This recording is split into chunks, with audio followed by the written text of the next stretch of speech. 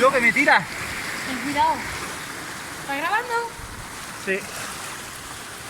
Aquí estamos como los... Como el que está en el chiquero de los toros, pues igual.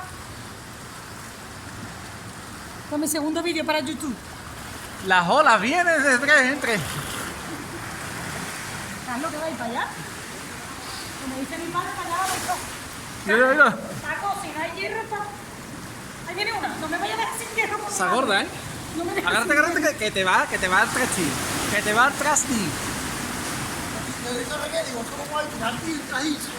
Claro, Ahí coño. viene una ola, Paco, muy grande. Esa es grande. Dios, Paco, son 2 Paco. metros de ola, ¿eh?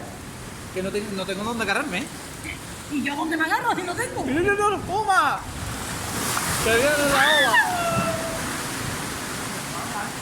¡Qué guay! Ahí viene otro, Paco, cuidado. Esto no pasa nada, Carlos, esto no pasa nada.